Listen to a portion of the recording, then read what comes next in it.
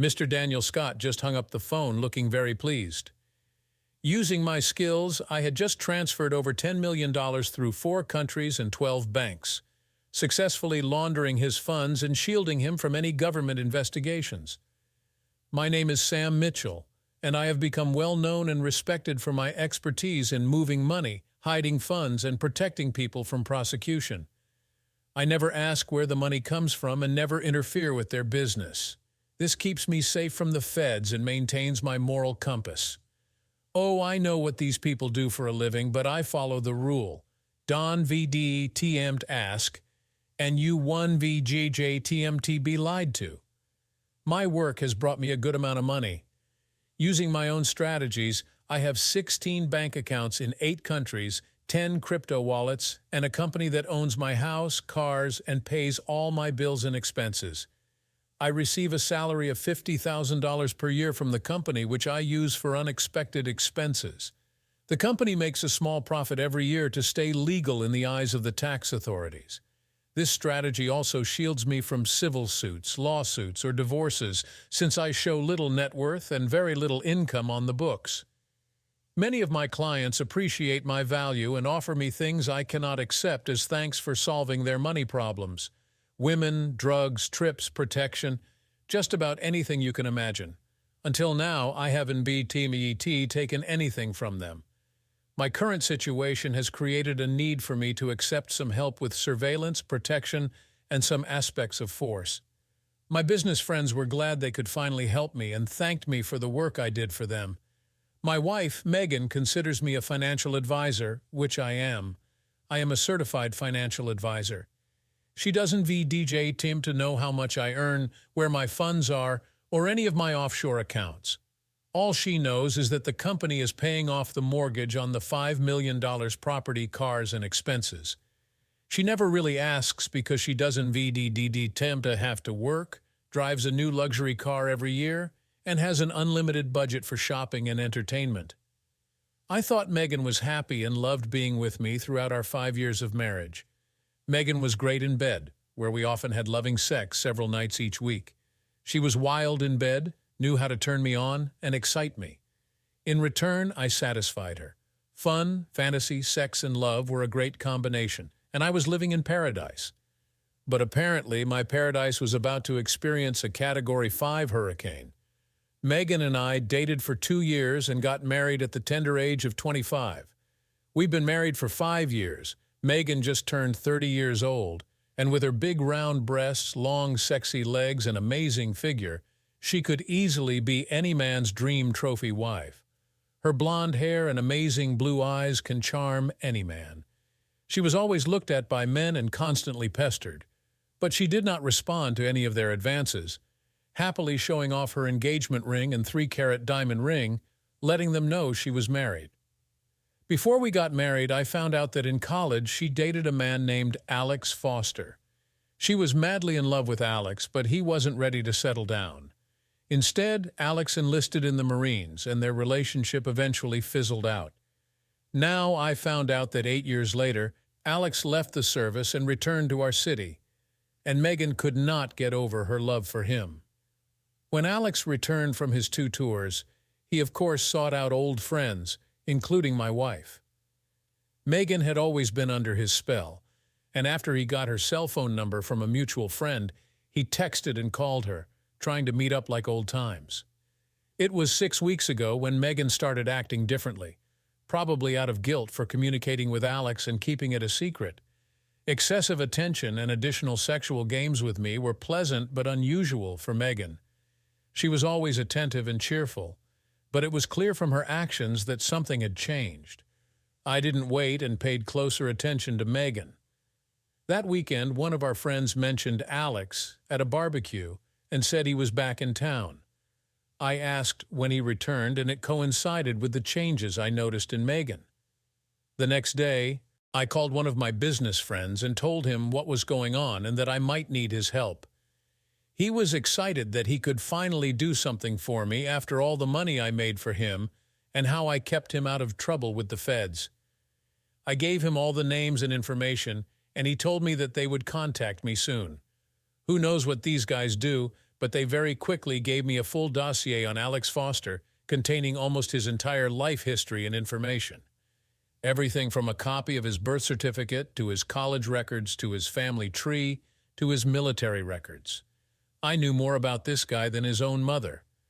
I also received a daily printout of his text messages, including over 15 messages per day, to my wife. I was told not to ask where they got this information. At first, the messages were friendly and what you would expect from an old friend, but after the first week, they became sexual. I was glad to see Megan put a stop to his advances, but after another week of his persistence, he was finally able to overcome the barriers, and she began to flirt back. My anger towards this predator grew because I knew Megan still had feelings for this creep, and I knew there was trouble ahead. After 4 weeks of him flirting and texting, he convinced Megan to meet him for lunch. The dude even had the nerve to ask her to wear something sexy for him because he missed her so much. To my horror, she agreed and even asked if she should forget her panties just like old times. I spat as my anger reached a level I hadn't felt in a long time. I asked my business partners for advice, and they gave me some ideas on how to deal with this guy. We agreed that it would be best for me to meet them face to face while they were together at lunch, with someone nearby for protection if needed.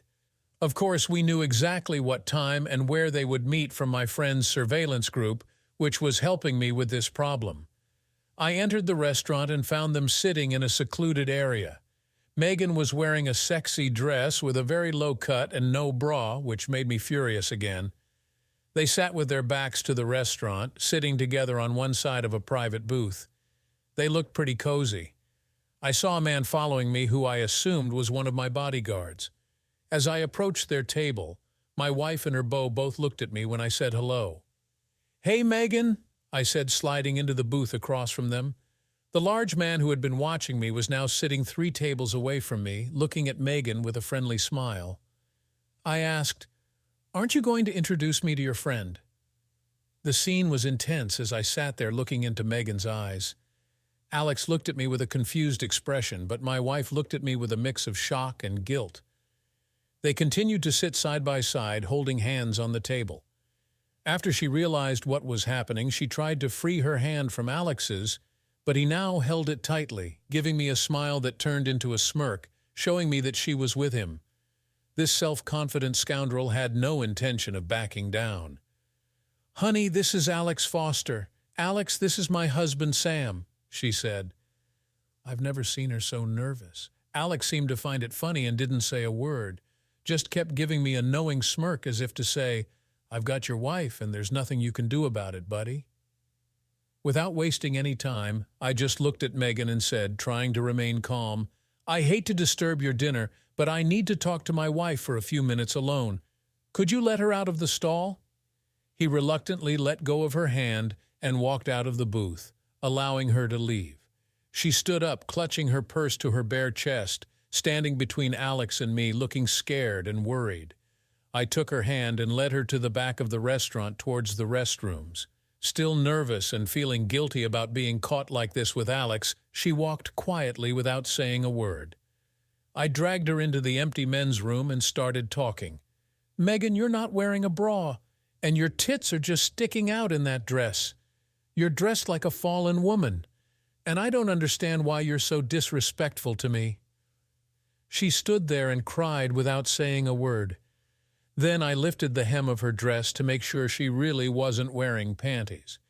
She saw my expression of horror and then rage. Holding the dress above her waist, I turned her around to face the mirror and forced her to look at her reflection without panties. "No panties? Is this how you dress when I'm not around, Megan? What the hell are you up to? Are you turning into a fallen woman? This is unacceptable behavior from my wife," I said. She screamed, pulling her dress down to cover her nakedness. "No, it's not what it looks like. I know how it sounds, but I have a good explanation, and then you will understand," she said. In a commanding and dark voice that she had never heard from me before, I spoke slowly, emphasizing every word. "Obviously, we need to discuss this. If you have any hope of staying married to me, you will do exactly what I say. If you don't VJ attempt do this, then don't VDJ attempt to bother coming home because our marriage will end right now. You VGTM are going to grab your purse and walk out of here, looking straight ahead and not looking at your boyfriend. You VGTM, I'll go straight to your car, drive home, put on the coffee pot, and wait for me to come back. I will be no more than 10 minutes late. You shouldn't Tim, text or call your boyfriend or anyone else until we talk. I Tim going to talk to your boyfriend and explain why you had to leave. I noticed that she didn't Tim look me in the eyes, and I guessed it was because she felt guilty about being caught like that. And one more thing, when you arrive home, Don Tim T, change your clothes and stay in this dress. I want you to wait for me in the same form as now. If you Don Tim T fulfill my request, then Don Tim T even come home tonight. Then I VGTM will call you later and tell you how things will develop from now on. Oh my God, what have I done? Megan muttered as she walked away. When Alex came to me, I was glad to know that he was safe and not in the military. I had always been concerned about his safety. Alex was my first love, and it took me a long time to forget him after he left me many years ago. We moved away from each other, and although there was no longer love between us, I still thought about him. I know I love Sam, and he has been the love of my life since we met. I would never want to lose him or hurt him. That's why this sucks so much. Damn, Alex started flirting and saying things to me that he knew would turn me on. He always had a way of getting me to do things and act like a schoolgirl, and I hated the fact that I couldn't resist. I tried to push him away, but his constant flirting and sexual messages wore me down until I finally agreed to meet him for lunch. Talking to him made me feel so guilty and mean. I knew I shouldn't do this and that I should tell Sam about Alex coming back to town and that we talked, but I kept it a secret, and I regret it more than anyone can imagine. Alex has a way of making me feel like I belong with him, and when he asked me to wear something sexy, I said yes. I knew it was wrong and that I shouldn't even go to lunch with him, let alone wear that dress, but I knew I would do it. What made me suggest coming without panties? Am I really that shallow and stupid? Yes, when we were dating, he always insisted that I not wear them. And now, when he invited me to lunch, it was like old memories just came back and became normal. I almost said no because I felt so guilty, but a text from Alex saying he couldn't wait to meet me set me on this path. It was hard not to tell Sam, but I just figured one dinner for old-time JTM's sake wouldn't be a big deal. Just for a couple of hours, just like old times, just like he said.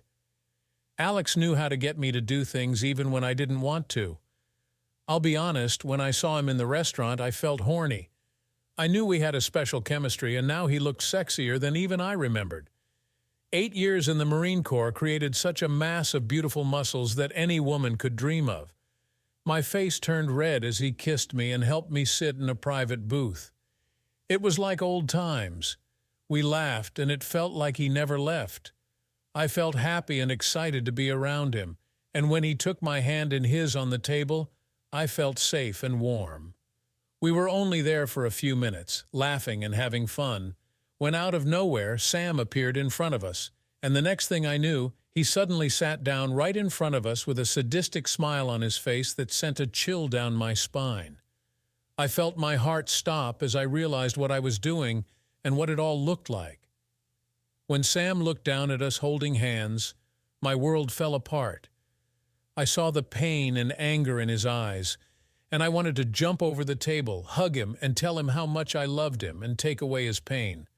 I could never intentionally hurt Sam, but that's exactly what happened. The way he looked at me with disgust and contempt broke my heart.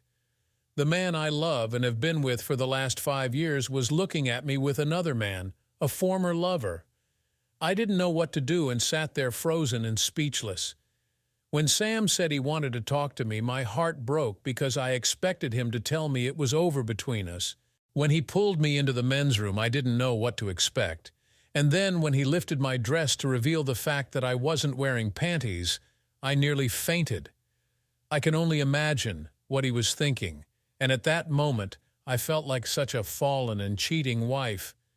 When he told me to go home and wait for him, I remember how it sounded. The way he behaved scared me to the core. I knew I had to listen to him to save our marriage and make him understand why I did this. I have to fix this and just agree to whatever he says.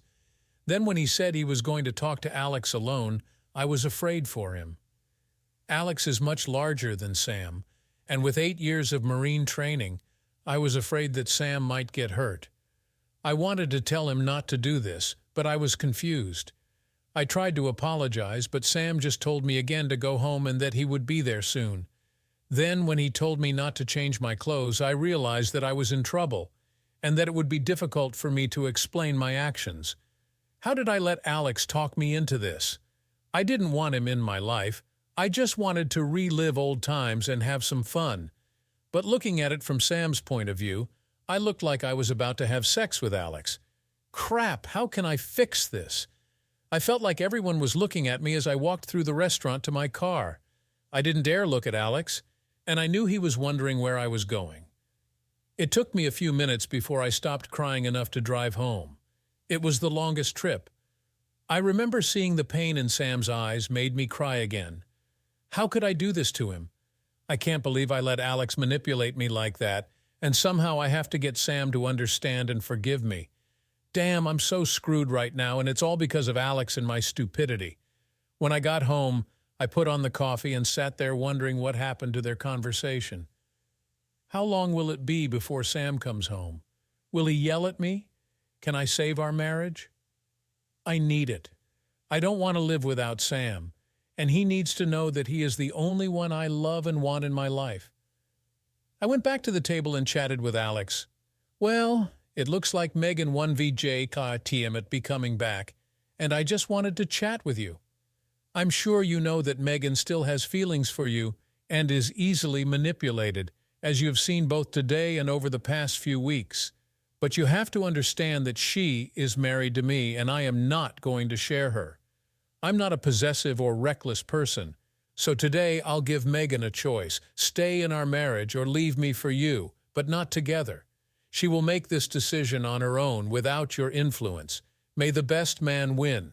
If she wants you, then so be it. But if she wants to stay in our marriage, she will no longer contact you.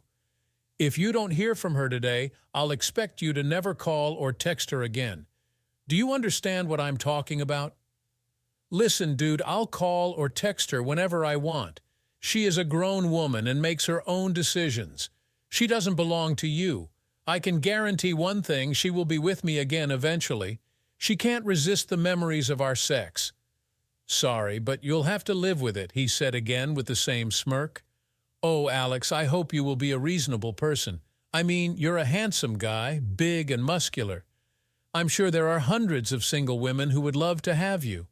Why can't guys like you just leave married women alone? You see, Alex, you may be a big macho nice guy to whom Megan still has feelings, but you underestimate me.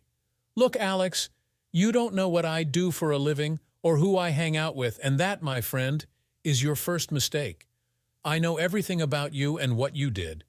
By the way, how are your parents, Michael and Ingrid? They really love their 2 dogs, Casey and Mickey, don't they? You know, it's been over 4 years since you saw your sister Kate in Austin, and her 3 daughters are getting older and would love to see their Uncle Alex. Oh, and your best friend Billy's girlfriend is pregnant and having a boy. I don't think she's told him yet, but I'm sure he'll be delighted. I read all your text messages to Megan, and I have to say that you are persistent. Look, you may be a big dangerous dude, but the friends I have in my work are ruthless and owe me a lot. Now, I grinned at him like you said, she can't resist you, but tonight we'll see who's the better man. Does she want a macho loser like you, or will she stay true to our 5-year marriage? See, Alex, I'm going to be objective. I'll give her a choice. Her choice will be simple. She can choose to be with you and leave me and our marriage. If that is her choice, I will respect it and wish you both the best. I will not live with a woman who wants another man, and I will not share her. It will hurt, but I'd rather let her go now and move on. Now, on the other hand, if she decides to remain faithful, there will be some changes for her after her trick with you today. You two have damaged my level of trust, and it will need to be restored. As for you, if she stays with me, you won't contact her anymore. This means no text messages, no emails, no phone calls, and no contact with friends. You will disappear from her life. If you walk into a restaurant and see her there, you will turn and walk away. If you're at a party or a club and you see her, you'll leave. You will not do anything behind my back or try to contact her, because the pain you will experience will be like nothing you have experienced before. Your loved ones will pay for your stupidity. Do you understand what I said? Do you understand how serious I am? Alex sat there with a stunned expression on his face, not knowing what to think. How the hell do you know so much about my family and my life? Like I said, I have a lot of friends who owe me a favor, and those friends are not the people you want to get involved with. I may seem like a meek guy, but let's just say there's more to me than what you see. Are you really going to offer her a chance to leave you for me? I am a man of my word, yes. If she were any other woman who showed me such disrespect as she did with you today, I would have kicked her out and ruined her already. But I love this woman, and I will give her one chance and one chance only. If you are right and she cannot resist you, then by midnight tonight, she will contact you and be yours. The other choice is to forget you, keep my wedding vows, and remain my faithful wife. If she stays with me, you will be dead to her, and you will no longer interfere in our marriage. Sam, I hope you keep your word about letting us live in peace, because I think she will want to be with me. That's what she told me, and I know how much she wants me, Alex said, trying to sound confident and responsible. This guy was cocky, but I had to wonder if he was right. I'll find out soon enough. I got up to leave and said, I hope I never have to hear your name again or do anything I'd rather not do, but we'll see soon. As I was leaving, the man in the shadows stood up, gave Alex a long, angry look, and then left a minute after me. Alex received a message that I had a bodyguard and that he may have misclassified me as an innocent, meek husband. I drove home wondering if this woman I love so much would ever be in my bed again. Will she choose him and leave me, or will she remain true to her vows? When I entered the house, it was quiet. She sat nervously at the kitchen table, drinking coffee with tears in her eyes. I poured myself a cup and sat down at the table opposite her. Megan, I know everything, including all your text messages to Alex. Before you ask me how I know, just keep in mind that I have a lot of friends from my business relationships who owe me several favors, and these are people you'd rather not meet. Now, I know you're sorry, so please don't say anything because it's meaningless to me at the moment. You betrayed my love, and today you did something that I never expected and never thought you were capable of. By putting him in front of me today, you showed your disrespect for me as your husband. You know me, and I will not live with a woman who does not respect me, our vows, and the sanctity of our marriage. You know there are a lot of people who think that the definition of a cheating spouse is only when the spouse sleeps with her lover. Some people think that kissing is not cheating, but in my world, the mere thought of being with another man is a lie. Kisses and caresses go far beyond deception and are unacceptable. The conversations you had with Alex, the sexy dress you wore without a bra exposing yourself, your suggestion to come without panties, the way you sat together holding hands, in my eyes, all this separately and especially all together is treason. You gave your love and attention to a man outside of our marriage. Yes, obviously there was no kissing, and that is the only reason we are still communicating and having this conversation. You should know that I will never share you with anyone, and I will not put up with a cheating wife. I know how close you were with Alex, and I understand that you still have feelings for him. However, I also know that you are married to me, and I can tell you without a doubt that I will not share you with him or anyone else. The reason I haven't kicked you out yet is because I love you madly and will do anything to keep us together. However, before I go any further, I have a question, and don't lie as I may already know the answer. While you were sitting with him without panties, did he touch you? Has he or anyone else in our marriage ever touched you there? No, I swear, never. No one has ever done this, only you. But you were willing to let him do it today, am I right? She lowered her head and began to cry again. I don't know. I didn't mean to do this. No, I'm so sorry about all of this. I'm such an idiot. Please forgive my stupidity, Sam. Well, if he had touched you there, this conversation would have been over. It appears that other than a few handshakes and a few text messages, nothing happened to end our marriage. Although I am disappointed in your actions, tell me, why did you wear this dress flaunting your charms? Tell me the truth. Did you plan to seduce him and get him into bed? Oh God, no! I would never do this. It's hard to explain, but I just wanted to look sexy for him and relive some of my old feelings. I know it was stupid and I was being selfish, but he just has a way of getting me to do things. I never intended to sleep with him. You have to believe me, Sam. Megan, I want to believe it. But everything you did today brings me to a serious question that I want answered.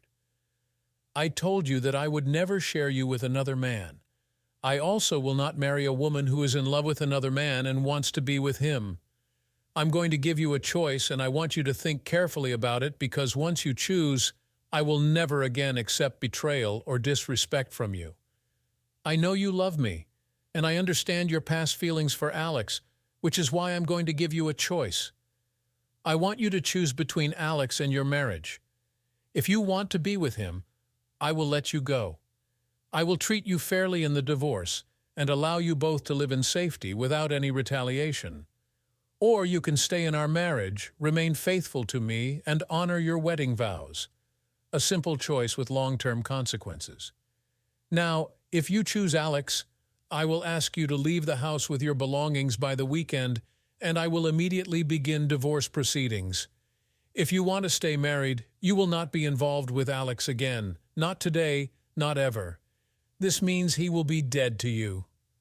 I then proceeded to lay out the same demands I had told Alex, to never be in the same place at the same time, and what I would know if that happened. She agreed without any hesitation. So, Megan, today you have a get-out-of-jail-free card. This opportunity comes once in a lifetime. You have to choose between your ex-lover and your loving husband. I'm going to take a shower, and when I get back, I need an answer. Choose wisely. Before I left the kitchen, she blurted out, "Of course I choose you, honey. I love you and don't want anyone else." Megan, you betrayed me today. I heard what you just said, but I want you to sit here for a while and think about it carefully. If we stay married, you will need to rebuild the trust we once had. You will also need to help me overcome the pain and anger you have caused, which will not be easy. Take your time and give me your answer after I get back. Given your actions today and your feelings for Alex, this is too big a decision for you to just make without some deep inner reflection, I said, leaving her crying with her head in her hands. I took my time showering and getting dressed, and when I returned to the kitchen, she ran up to me, hugged me, and kissed me. "Sam, I will never leave you, and I will never do anything like that again. I promise I will make it up to you and be the perfect wife. I'm your wife, and I want your children, so please don't leave me. You're the only man in my life. I love you," she said, kissing me and holding me tighter than ever before. We kissed and hugged each other for a few minutes, and then I carried her to our bed and had my wife back. My anger drove my actions as I sexually assaulted this beautiful woman, and she gave herself completely to me. "I love you, Sam. Please take me," she whispered tenderly. I made love to her for a long time, and with ecstasy, we reached sweet heights together. Then we hugged each other silently for an hour until the world around us faded away. We were husband and wife again, and we both knew that nothing would ever come between us again. The next day, Alex reflected, "Crap, she didn't call me, so I guess she decided to stay with that idiot. I cannot believe this. The way we got along and the way she acted really made me think she would want to stay with me. I know that if I had been able to get her into bed that day, she would have left Sam in a heartbeat. As soon as I can do this, she will be mine again. Her husband really ruined my plans. Who is this guy, and how does he know so much about me and my family? Well, I'm not done yet, and I think I can get her back. Sorry, Sam, but you're going to lose this girl." A few days later, idiot Alex finally got the idea to text Megan, trying to convince her to leave me and be with him, which didn't surprise me. The good news was that Megan showed me the text message and didn't respond to it. I told her that I had already seen his message and was glad she didn't respond, And I told her that showing me the text was a smart step towards repairing our trust issues. The next day, I texted Alex asking if his parents had managed to find Casey and Mickey. Alex immediately called his parents and found out how hurt they were when they discovered they were missing. Alex realized he had hurt them by getting involved with Megan after I warned him not to. I made them disappear for a few days under good supervision just so Alex knew how serious I was. Alex called me back right after talking with his parents. "What the hell? What did you do? They better be alive or I swear I'll kill you, you bastard." "Well, Alex, you won't be able to kill anyone. If anyone is going to die, it's you, my friend. I warned you not to mess with Megan, but you did. I also told you that if you got involved with her, you would feel pain like you've never felt before. The first time, it's just a little shake-up. Now, I'm sure the dogs will be back soon, but let me be clear. This is your last warning. Never contact Megan again. Have I made myself clear?" "Yes, but they better come back in good shape, Sam, because you ignored my words. I will do whatever the hell I think is necessary, and you will have to deal with the results of my actions. Now, since you just threatened me, they may come back in good shape, or they may not come back at all. I haven't decided yet, but your tone doesn't make me feel merciful. In fact, now I'm not even sure they'll come back. How does that sound, idiot? I wonder if Mom and Dad should know why their precious puppies went missing. Maybe I should call them.